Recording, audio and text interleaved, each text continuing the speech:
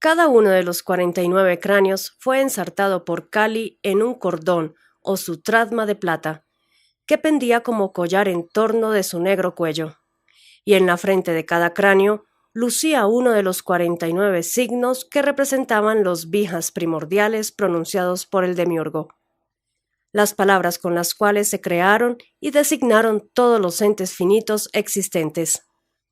Era un gran tesoro el que recibiría Botán de las manos de Freya Kali.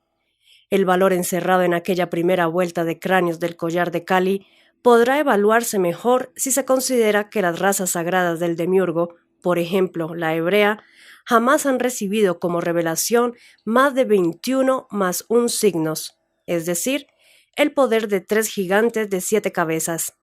Los 49 más un signos del collar de Kali, en cambio, permitirán a quien los conozca y sea capaz de resignarlos rúnicamente interpretar cualquier designio y ejercer poder y dominio sobre todo ente del micro o macrocosmos.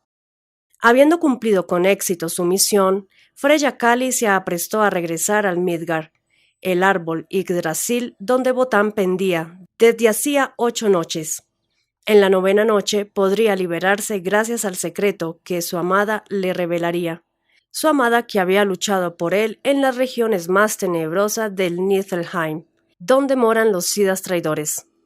Con el propósito de regresar con la misma forma que había descendido, Freya Kali se transformó nuevamente en ave, comprobando con sorpresa que, en lugar de misterioso cuervo, ahora se convertía en curiosa perdiz. Y así fue como Freya Kali abandonó las regiones infernales revestida con la forma de la parduzca perdiz, llevando esta vez en el pico el labris y en las garras la estrella de 8 puntas con el signo del origen. Entonces la alegría de la valiente y dulce Freya se vio trágicamente perturbada. Al llegar al árbol Yggdrasil, trayendo la clave simbólica que permitiría a su amado liberarse de su crucifixión, comprobó con horror que éste acababa de expirar. Su único ojo, por el cual Freya había salido por primera vez al mundo, reposaba ahora vacío de vida, cerrado quizá para siempre. Botán había conocido, al fin, el misterio de la muerte, la conclusión fatal del designio humano, pero Freya no podría ya penetrar por su ojo y alcanzarle el signo salvador. Presa de la desesperación, aún con su forma de perdiz, volaba la diosa de la mort en torno del cuerpo exánime, que con la cabeza caída sobre el hombro derecho pendía del árbol del espanto. Sin resignarse a aceptar el hecho de que Botán estuviese realmente muerto, Freya Perdiz buscaba la manera de entrar en él, de animarle con su propio espíritu. Deseaba protagonizar el milagro de revivir a su amado para decirle: he cumplido. Aquí está el signo que te permitirá desatar las cadenas del árbol del mundo. Empero el tiempo pasaba y el ojo de Botán continuaba cerrado, y Freya Perdiz volaba en círculos sin saber qué hacer. En ese trance, el anhelo de Freya se dirigió a los Sidas leales del Valhalla, a los sabios haces que seguramente estarían observando su infortunio a través de la columna Ir. Era aquel, el de Freya Perdiz, un clamor musical, expresado en la lengua de los pájaros, y la respuesta de los haces fue consecuente cuando, como un rayo de luz, el canto del gallo le reveló el camino a seguir. Si aún quedaba un resto de vida en el cuerpo de Botán, ésta se estaba escapando por la herida del costado, la que le infringiera Loki con la lanza. Por allí debía entrar Freya Perdiz para resucitar a su amado. Pero, siguiendo ese camino, único posible ahora que Botán había muerto, Freya Perdiz tendría que dejar afuera la estrella de 8 puntas con el signo del origen y el labris, objetos materiales, entes finitos propios del mundo exterior, del Midgard. ¿Cómo hacer entonces para revelar a Botán el secreto que tanto esfuerzo, tanta lucha, tanto dolor había costado conseguir? Freya lo decidió en un instante. Regresaría al seno de Botán convertida en ave, en perdiz. Y cuando estuviese frente a la manifestación de su espíritu, frente a su yo, ella expresaría para su amado el signo del origen. Sí, para salvar a su amado, Freya Perdiz danzaría y cantaría el signo del origen, convirtiéndose ella misma en símbolo. Sin pensarlo más, Freya soltó el labris y la estrella de 8 puntas, y se precipitó por la herida del costado, de la cual manaba aún abundante sangre. Y cuando esa fuerza por la alegría que era Freya penetró en el cuerpo exangüe de Botán, éste revivió en el acto para reencontrarse con su amada. Pero antes de seguir a Freya y Botán, veamos qué ocurrió con los objetos que cayeron al Midgard. Por ese entonces, en el mundo se había desatado la crisis social que acompañó al hundimiento de la Atlántida. 2 de las 3 castas que componían la sociedad atlante, la casta guerrera y la casta sacerdotal, se encontraban trabadas en una guerra sin cuartel. La casta sacerdotal estaba apoyada por los Sidas traidores y la casta guerrera por los Sidas leales. En medio de ese conflicto vinieron a caer los objetos que soltara Freya Perdiz antes de reintegrarse nupcialmente con Botán. El labris de Esmeralda no llegó a tocar tierra, pues los sacerdotes lo interceptaron en el aire, y dando muestras de gran júbilo, lo incorporaron a su propia estrategia. Desde entonces contribuye arquetípicamente a perpetuar la fábula de la superioridad espiritual que la casta sacerdotal detentaría sobre la casta guerrera. Los guerreros atlantes, por otra parte, no obraron a tiempo, entretenidos como estaban por el combate, y permitieron que la estrella de 8 puntas cayera a tierra.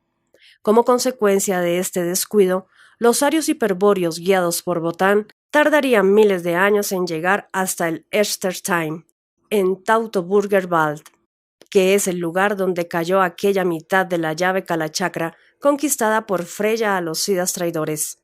Naturalmente, a causa de la caída, la estrella se fracturó, produciéndose una como explosión arquetípica, miles de veces más poderosa que la explosión atómica, ya que ésta solo desintegra, mientras que aquella desintegra e integra nuevamente, plasmando formas duraderas y estables. El signo del origen se descompuso, entonces, en sus 13 más 3 runas, y estos signos alteraron definitivamente el paisaje, la psicorregión de Teutoburger Wald, pues quedaron plasmados en las rocas del Exterstein, y aún continúan allí. Por eso en tal sitio de Germania, uno de los más sagrados de la tierra, existirá por siempre un nexo con el Valhalla y con Venus. A todo esto, Freya Perdiz, dentro del cuerpo de Botán, del Menslinger microcosmos, tuvo que buscar al espíritu de Botán en una región equivalente al Nabelheim del Göttliger macrocosmos. En esa región de tinieblas, mundo astral donde las almas de los muertos aguardan ser juzgadas para volver nuevamente a la vida, Botán experimentaba en carne propia el aspecto más demencial y siniestro del destino humano, destino designado por el demiurgo para el Pasú, pero también compartido por los espíritus hiperbóreos por causa de la traición blanca. Mas, no obstante el extravío terrible en el que estaba sumido, Botán tuvo una chispa de lucidez al reconocer de pronto la alegría de Freya frente suyo. Ella por su parte se lamentó al comprobar el profundo ensueño que padecía su amado, y se propuso despertarlo de inmediato.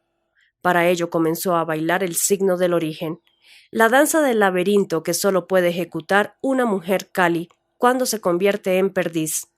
Y Botán, que ya no sabía ni quién era ni dónde estaba, al contemplar hechizado de gozo aquella danza primordial, supo de pronto, con toda exactitud, sin posibilidad de equivocarse, hacia dónde tenía que marchar para encontrarse con sí mismo, para recuperar el bril y desencadenar su espíritu, y para desencadenarse del árbol Yggdrasil. A partir de allí ya no le importó transitar por los 9 túneles del laberinto que conectan 7 mundos del demiurgo. Y no le importó porque marchaba con la mente puesta en ella, y porque ella danzaba para él la danza del retorno al origen. ¿Qué importancia tenían aquellos avances y retrocesos momentáneos si finalmente se alcanzaría el centro del signo del origen, Tirodal?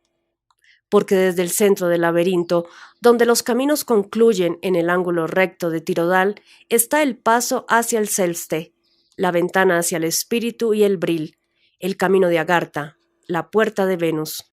Finalmente, al cabo de pender 9 noches del árbol del espanto, de morir y renacer, Botán halló en el signo del origen, que se compone de 13 más 3 runas, el conocimiento suficiente como para invertir el proceso del encadenamiento espiritual y reorientar estratégicamente a los espíritus hiperbóreos, a los espíritus esfera revertidos.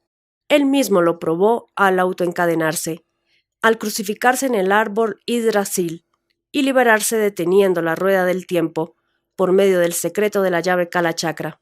Después de realizar semejante hazaña luciférica, Wotan se ocupó de guiar a los arios hacia las runas, hacia el Exterstein, hacia Thule, hacia el Valhalla, Agartha, Venus, Hiperbórea, un sendero que solo puede transitarse con las armas en la mano e hielo en el corazón. F. La llave Kalachakra. La historia que hemos referido en el artículo anterior y que se halla registrada en la serie cronocultural del Sagrado Libro de Cristal Tirodal nos cuenta alegóricamente sobre un prodigio incomprensible y sobre una hazaña inconmensurable. El prodigio lo constituye, sin ninguna duda, la llave Kalachakra, la creación genial de los Siddhas traidores que otorga naturaleza universal al encadenamiento espiritual. Y la hazaña, sin medida, consiste en haber partido la llave Kalachakra y en haber comprendido sus partes por separado. Esta hazaña permitió a Wotan liberarse de su propio encadenamiento y concebir una vía estratégica de liberación espiritual, apta para todo Virya. Sobre el significado de aquel prodigio y de esta hazaña haremos algunos comentarios. Comencemos por la llave Kalachakra. Ya mencionamos que los Siddhas leales poseen el conocimiento suficiente como para constituir sistemas reales artificiales. Los libros de cristal de la biblioteca de Agartha son un ejemplo de tales construcciones. Pues bien, la llave Kalachakra es también un sistema real artificial, el más poderoso sistema real artificial jamás construido dentro de los límites del sistema solar. Y este producto de la más elevada genialidad es, desde luego, obra de los Siddhas traidores. No obstante, en el superobjeto axiológico, la resignación de Wotan, la llave Kalachakra, está descripta con otro material simbólico. Es fácil comprobar que se trata de un sistema real. El paletón con la espiral o signo del dolor equivale al objeto cultural emergente OCE. El asa octogonal con el signo del origen representa al objeto cultural referente OCR y la tija de hierro que une a ambos signos corresponde a la conexión de sentido o registro cultural del sistema real artificial. En síntesis, en el sistema estructural de la sabiduría hiperbórea, la llave Kalachakra de los Siddhas traidores corresponde a un sistema real artificial. Al Virya perdido, que justamente es víctima de su acción, le resulta imposible comprender las dimensiones de este enorme sistema real. Empero ellas podrán ser intuidas en alguna medida si se atribuyen al sistema real Kalachakra las propiedades universales de un arquetipo, como si se tratase de un verdadero arquetipo. En efecto, todo Virya participa de la influencia universal de la llave Kalachakra. Esta enorme potencia sugiere las características titánicas del sistema real Kalachakra y plantea dos lógicos interrogantes. ¿Para qué fue construida la llave Kalachakra? Y ¿cómo pudo construirse un sistema real artificial de dimensiones arquetípicas universales? A estos interrogantes se responde en los siguientes comentarios. Primero, ¿para qué fue construida la llave Kalachakra? Respuesta. La llave Kalachakra fue construida para posibilitar el encadenamiento espiritual. Vale decir, ya explicamos en distintas partes de la obra la técnica de la clave genética de los Siddhas traidores, mediante la cual se resigna el designio humano y se causa el encadenamiento espiritual. Pues bien, esta causa solo es posible por la acción universal de la llave Kalachakra. Es necesario, pues, aclarar de qué modo posibilita la llave Kalachakra el encadenamiento del espíritu.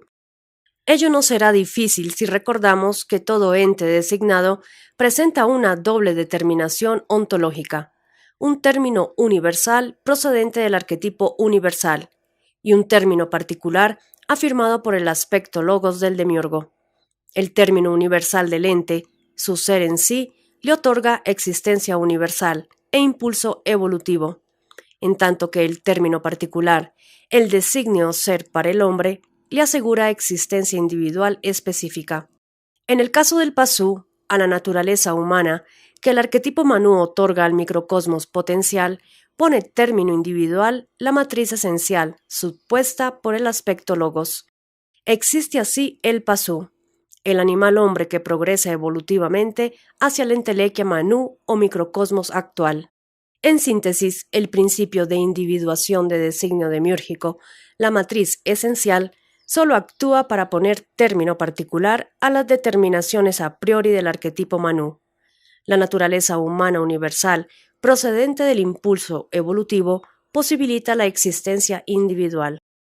Pero he aquí que la clave genética de los sidas traidores, causante del encadenamiento espiritual, consiste en resignar el designio humano, es decir, en modificar el principio de individuación humano, y ello solo puede ser posible si un principio universal lo permite.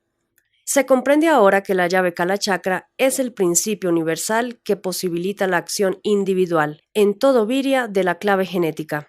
Sin la influencia universal de la llave Kalachakra, no podría mantenerse la resignación individual en el designio de todo Pasú, ni su herencia en la memoria de la sangre.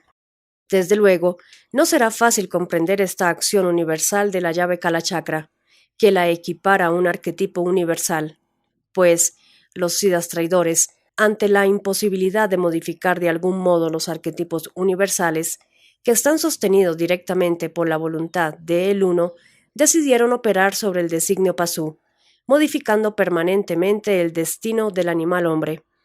Quiere decir que la acción universal de la llave Kalachakra se ha de ejercer no sobre el aspecto belleza o inteligencia activa que sostiene a los arquetipos, sino sobre el aspecto logos, es decir, sobre el aspecto designador de todo ente. Mas, ¿cómo ha de operar un principio universal artificial para alterar la función del aspecto logos que individualiza cada ente, es decir, cada pasú? Respuesta: indudablemente abarcando de algún modo la realidad total de cada pasú y afirmando en cada uno la clave genética, de tal manera que el efecto sea en todo semejante a la acción universal de un arquetipo, y de ese modo opera la llave Kalachakra, mediante un sistema real artificial de colosales dimensiones. Los siddhas traidores han conseguido un efecto universal que posibilita la clave genética individual del virya perdido. Una comprensión más profunda de tal sistema requiere el conocimiento de su construcción. Segundo, ¿cómo pudo construirse un sistema real artificial de dimensiones arquetípicas universales? Respuesta: poco es lo que podemos aportar aquí sobre la construcción de la llave Kalachakra, disponiendo solo de los fundamentos de la sabiduría hiperbórea. En verdad, se requiere más que la segunda iniciación hiperbórea para vislumbrar los secretos de su construcción. Por eso, solo afirmaremos mediante sentencias aquellos aspectos que tengan claro significado en el contexto de la sistemática estructural de la sabiduría hiperbórea. No hay que insistir en que estas sentencias aluden al mejor guardado de los secretos de la Tierra y también al más peligroso. La llave Kalachakra es un sistema real artificial constituido entre la Tierra y el Sol. Merced a este sistema, toda la energía radiante del Sol resulta permanentemente interceptada. Pero el cuerpo celeste incandescente, que habitualmente denominamos el Sol, es sólo la apariencia física exterior de un demiurgo solar apodado el Logos solar, justamente por expresar el aspecto logos de el Uno. Desde el Sol, acompañando al espectro radiante, llegan a la Tierra las voces del Logos solar con el mensaje de los designios de todos los entes individuales, entre ellas las voces de los designios Pasú. Para interceptar esas voces fue diseñado y construido el sistema real Kalachakra. Hay que descartar la idea simple de que en el sistema real Kalachakra la Tierra y el Sol sean los objetos culturales OCE y OCR. Sin embargo, existe un enlace permanente entre ambos cuerpos celestes. La explicación es la siguiente. El sistema real Kalachakra se ha constituido entre dos símbolos, uno que se halla en la Tierra y otro en el Sol. El símbolo solar es la matriz funcional de la ley de evolución, o símbolo de la autonomía óntica del designio Pasú, es decir, el símbolo sagrado del Pasú. El símbolo terrestre es el símbolo del origen, plasmado en todo Viria por efecto de la clave genética. Entre ambos símbolos, los Siddhas traidores afirmaron, hace millones de años, una conexión de sentido y constituyeron el sistema real Kalachakra. Por eso, en todo momento, existe un registro cultural invisible entre la Tierra y el Sol. A través de ese enlace, recorriendo su dimensión-extensión, deben circular las voces del aspecto logos, los designios pasú, que serán así redesignados por el símbolo del origen. Siendo la llave Kalachakra un sistema real, puede ser representado analógicamente por la figura 81. Hemos de suponer, entonces, que el objeto cultural emergente está en el Sol, aunque como tapasigno E se manifiesta en la Tierra. Este objeto cultural emergente no es otro que el símbolo sagrado del Pasú, la espiral, es decir, el signo del dolor. El objeto cultural referente, por otra parte, se encuentra en la Tierra, pero como tapasigno Ere, también está en el Sol. Tal objeto cultural referente, por supuesto, es el símbolo del origen. El funcionamiento del sistema real consiste en adjudicar un valor particular al objeto cultural emergente o matriz funcional de la ley de evolución, mediante la conexión de sentido con el objeto cultural referente o símbolo del origen. De ese modo, los designios pasú que circulan por la extensión del enlace y que por ello establecen una conexión relativa, resultan modificados en su matriz funcional de la ley de evolución, es decir, resultan resignados por el símbolo del origen en su designio caracol. Y esta acción es claramente universal, o sea, afecta a todo designio pasú. El esquema de la figura 81 tiene aún otra importante utilidad, aparte de mostrar cómo funciona la llave Kalachakra. En efecto, mediante el mismo es posible comprender dónde se encuentra realmente Chan Chambala, la ciudad de los Siddhas traidores y la jerarquía blanca. Adelantemos, pues, que Chan Chambala está situada en el núcleo transituativo del sistema real Kalachakra, vale decir, entre la Tierra y el Sol, en un espacio cónico polidimensional, que es invisible para el Pasú y el Viria perdido. Sabiendo ahora dónde está ubicada la morada de los Siddhas traidores, ha de ser claro el siguiente principio estratégico. Quien atenta contra el encadenamiento espiritual desestabiliza a Chan Chambala. Con otras palabras, quien disminuye el número de espíritus hiperbóreos encadenados, por ejemplo, revelando una vía de liberación espiritual, como hizo Botán, debilita el enlace del sistema real Kalachakra y pone en peligro la existencia de la ciudad maldita. Se explica así la agresiva susceptibilidad que exhiben los demonios de Chambala frente a cualquier intento de reorientar estratégicamente a los virias perdidos, o inversamente su evidente interés por mantener a todo el mundo en el engaño y la confusión. Naturalmente, hoy día, en plenas tinieblas del Kali Yuga, las bases de Chambala son más fuertes que nunca. Sin embargo, no hay que desesperar.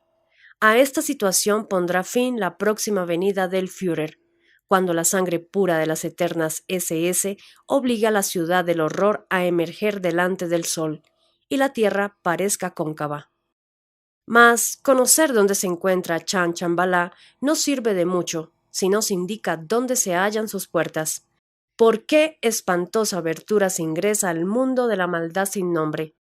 Aunque pueda sorprender a los virias perdidos. En todas partes.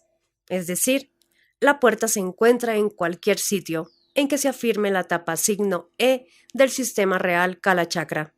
¿Por qué? Respuesta. Porque el sendero a Chan Chambala comienza en la cámara de entrada del registro real Kalachakra, es decir, en la tapa signo E. Y hay que notar que al estar la extensión del sistema real entre la Tierra y el Sol, no es necesario colocarse en iniciado hiperbóreo en presente comprensivo para enfrentar la tapa signo, pues el sistema real Kalachakra ofrece de frente su comprensión. Basta solo con afirmar, frente al Sol, el símbolo sagrado del Pasú, para que la tapa signo E ceda el paso a la cámara de entrada. Hay que aclarar que a los virias no les resulta fácil abrir esas puertas, y ello por dos motivos principales. El primero es que los virias, al tener el signo sagrado del pasú resignado por la clave genética, jamás podrían proyectarlo y afirmarlo en el mundo con la perfección necesaria. Solo los pasúes pueden expresarlo con exactitud, o los iniciados hiperbóreos, ya que la voluntad graciosa de su yo despierto les permite obligar al sujeto consciente a proyectarlo exteriormente. El segundo motivo de dificultad procede de los guardianes de la cámara de entrada, a quienes no interesa en absoluto que a la misma ingresen los virias, salvo cuando la jerarquía blanca lo ha autorizado, es decir, cuando se ha engañado al viria y se lo pretende utilizar para beneficio de algún área estratégica de la sinarquía universal. La conclusión de todo esto, como no podía ser de otra manera, nos dice que el sendero hacia la jerarquía blanca solo está despejado para el pasú o el iniciado sinarca, vale decir, para quien ha experimentado el escurrimiento del símbolo del origen. El iniciado hiperbóreo, por otra parte, aun cuando sabe cómo abrir la puerta hacia el infierno de Chan Chambalá, nunca lo haría, a no ser que una acción de guerra o el kairos lo requiriesen. Cabe agregar algo más sobre el sendero a Chan Chambalá. Una mención sobre las puertas fijas que existen en diversas partes del mundo y que permiten el acceso a la cámara de entrada. El origen de tales puertas es el siguiente.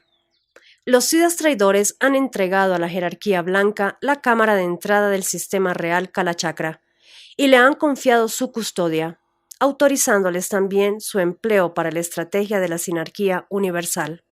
Como resultado de esto, los maestros de sabiduría se han dedicado a afirmar la cámara de entrada en diferentes lugares del mundo y a situar en cada una un superobjeto axiológico adecuado a su particular misión estratégica. Frente a cada entrada han puesto guardianes munidos del símbolo sagrado del pasú, con la consigna de ceder el paso solo a los que porten la palabra de pase.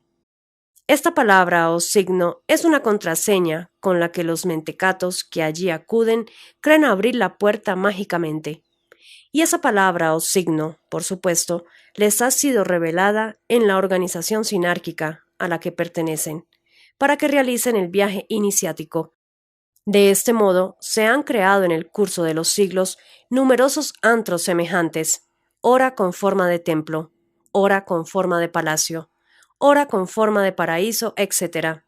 Con otras palabras, en el seno de cada cultura, es decir, en la capacidad de su superestructura, los maestros de sabiduría afirman la cámara de entrada y sitúan un superobjeto axiológico con un espacio cultural correspondiente.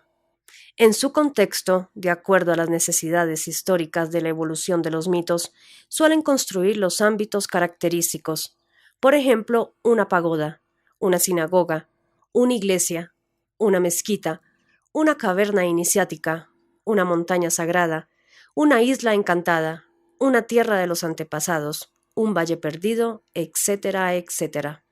Luego, uno de los maestros, bajo la forma de enviado divino, avatar, Mesías, etc., se presenta dando señales de su poder, constituye una casta sacerdotal y funda una sociedad secreta, a la que llega su revelación, la clave, palabra o signo de la cámara de entrada.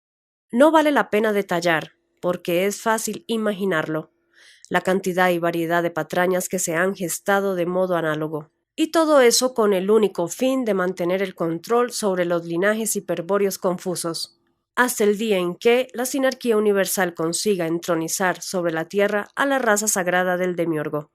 Es claro, finalmente, que la presencia de la cámara de entrada en distintos lugares del mundo ha inducido a mucha gente despistada o carente de imaginación, o simplemente devota de la jerarquía, a sostener ciegamente que en tales lugares está localizada la mismísima Chan Chambalá. Esas personas, por supuesto, creen que Chambalá es una ciudad de santos y no sospechan ni se atreven a imaginar que en realidad se trata de una base espacial de seres extraterrestres. G. El misterio del laberinto. En el sagrado libro de cristal Tirodal, construido por Botán, está registrada su inconmensurable hazaña, la comprensión de la llave Kala Chakra. En el artículo E se ha descrito el contenido del superobjeto axiológico, la resignación de Botán, referido a la consumación de tal hazaña. Pues bien, explorando otro superobjeto posterior, titulado El misterio del laberinto, se puede conocer el legado que Botán hace a todos los linajes hiperbóreos, la revelación del encadenamiento espiritual y el modo de liberar al espíritu encadenado.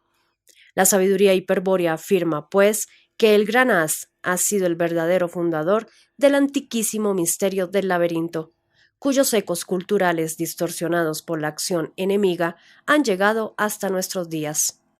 Desde un comienzo, al misterio del laberinto solo se ha podido acceder por medio de una iniciación hiperbórea, siendo varias las vías iniciáticas que los Siddhas leales han presentado a los Viryas en los distintos siglos y culturas para la liberación espiritual. La vía de la oposición estratégica, por ejemplo, es la última interpretación del misterio del laberinto. Esta vía, revelada por los Siddhas leales a la orden medieval Einherjar, es utilizada actualmente por la Orden de Caballeros Tirodal como base de sus 3 grados de iniciación. El misterio del laberinto es así conservado por los Caballeros Tirodal, pero la instrucción iniciática se efectúa con conceptos modernos mediante el modelo estructural de la sabiduría hiperbórea. Sin embargo, la idea general que se revela en el misterio del laberinto ya ha sido expuesta simbólicamente en la alegoría del yo prisionero. Allí se concluye, en efecto, que la única posibilidad de liberación radica en 2 actos inseparables. Primero, hay que despertar y orientar al prisionero. Segundo, hay que enseñarle la salida secreta, revelarle el modo de escapar de la prisión. Ahora podemos agregar que el primer acto, despertar y orientar, representa la preparación al misterio del laberinto, es decir, la etapa preiniciática. Es lo que hacen los futuros caballeros Tirodal cuando estudian los fundamentos de la sabiduría hiperbórea. El segundo acto, en cambio, conocer la salida, constituye la iniciación propiamente dicha. Solo los iniciados hiperbóreos pueden ejecutar este acto. A los caballeros Tirodal, por ejemplo, la primera iniciación les concede la visión permanente del Selbste, esto es, la salida hacia el Bril, figura 34, además de asegurar la inmortalidad del yo. En síntesis, la vía de la oposición estratégica que domina la orden de caballeros Tirodal por medio del modelo estructural de la sabiduría hiperbórea es, históricamente, la última interpretación del misterio del laberinto. Como veremos, sus objetivos son los mismos que propuso Botán en un principio. ¿Y qué propuso Botán luego de comprender la llave Kalachakra? Respuesta. Botán redujo el problema del encadenamiento espiritual, de la vida y de la muerte, a términos alegóricos o míticos semejante a los del yo prisionero. Es decir, planteó el problema en 2 fases. Primera fase. Despertar y orientar al yo. Segunda fase, revelar la salida secreta. Para resolver este problema, Botán propuso una solución en 2 pasos. Primer paso, despertar y orientar al yo mediante Tirodingibur, el signo del laberinto exterior. Segundo paso, revelar la salida secreta directamente al yo mediante la gnosis del laberinto interior. Todos los signos revelados por Botán son sagrados para el Virya. Lo han sido durante milenios las runas, y entre ellas la más sagrada de todas, Tirodal, la expresión de su nombre. Empero, el que ha sido considerado por excelencia como el símbolo sagrado del Virya es Tirodingibur, ver figura 87, el signo del laberinto exterior que Botán propusiera como primer paso de la solución al problema del encadenamiento espiritual. Este signo se opone esencialmente, desde luego, al símbolo sagrado del Pasú, cuyo signo es la espiral exterior. Es por eso que, aunque Tirodingibur ha llegado sémicamente completo hasta nuestros días, su significado y origen ha sido degradado y deformado por la estrategia cultural enemiga, en base a un plan del cual se dará cuenta en el próximo inciso. Los siguientes artículos se dedicarán, pues, a definir su verdadero significado, a mostrar de qué manera el símbolo sagrado del Virya soluciona la primera fase del problema del encadenamiento espiritual, a demostrar cómo la degradación cultural de Tirudingibur ha producido los distintos y conocidos tipos de laberinto, a explicar cómo causa el Virya perdido tal degradación, a exponer el plan sinárquico en contra del misterio del laberinto, etc. Con respecto al segundo paso, hay que declarar de entrada que no será posible comprenderlo mediante exposiciones meramente descriptivas, pues el mismo requiere de la experiencia iniciática. Solo comprenderá el segundo paso quien ejecute el acto propuesto, esto es, quien efectúe el tránsito por la salida secreta. En otro artículo se brindará una aproximación analógica a la primera iniciación al misterio del laberinto que aclarará, tal vez, en qué consiste el acto concreto del segundo paso. Aquí solo podemos repetir, como apelación a la intuición, la idea general varias veces mencionada en Fundamentos de la Sabiduría Hiperbórea. Ante todo, el yo perdido, o prisionero en el sujeto anímico, debe despertar y orientarse hacia el origen, es decir, debe localizar el punto tau. Luego, mediante la salida secreta hacia el punto tau, hacia el origen, conseguirá su efectiva liberación. En esto consiste el segundo paso, la iniciación hiperbórea. Con otras palabras, el iniciado hiperbóreo, el que ha desencadenado su espíritu o está en vías de lograrlo, es aquel que ha situado su yo en el punto tau, en el origen del encadenamiento. Esta posibilidad es la que se concreta al ejecutar el segundo paso propuesto por Botán, cuando, al hallar la salida secreta del laberinto interior, el yo queda resignado con la sagrada runa Tirodal. Durante el desarrollo del siguiente inciso, se demostrará que el primer y segundo paso de la solución al problema del encadenamiento espiritual se basan en la comprensión de un solo signo, Tirudingibur, el laberinto exterior de Botán. El primer paso, despertar y orientar, se alcanza efectivamente luego de comprender el significado del símbolo sagrado del Virya, es decir, estudiando el signo laberinto exterior. El segundo paso, conocer la salida secreta por donde el yo perdido habrá de avanzar hacia el punto tau y hacia el selbste, se consigue por medio de la función operativa del símbolo sagrado del Virya, función que se pone en práctica en el kairos de la iniciación hiperbórea. Indudablemente, todo el misterio del laberinto está contenido en el símbolo sagrado del Virya. Lo que se ha hecho con los fundamentos de la sabiduría hiperbórea es ofrecer los elementos necesarios y suficientes para aproximar al Virya, a esta altura del Kali Yuga, al significado del laberinto exterior de Botán. Tales elementos, por supuesto, consisten en un contexto estructural, que, si bien no permite comprender a las runas noológicas que componen al símbolo sagrado del Virya, por lo menos lo sostienen con sus correspondencias arquetípicas y no impiden sugerir su significado trascendente. De aquí que en el siguiente inciso, luego de explicar el significado del laberinto exterior en el contexto estructural de la sabiduría hiperbórea, se insista con tenacidad en aclarar su función operativa. Se intentará de ese modo, por la vía de una intuición consecuente, inducir la comprensión noológica del símbolo sagrado del Virya, comprensión que ya no abarcará el significado meramente estructural, y por eso requerirá de una fundamentación ética. Esto no debe sorprender, porque la comprensión noológica es la aprehensión del símbolo sagrado del Virya por parte del yo, sin la intervención del sujeto anímico, vale decir, es la aprehensión realizada por un ser cuya esencia es la voluntad graciosa y cuyo acto es el honor. La comprensión noológica es, entonces, un momento ético.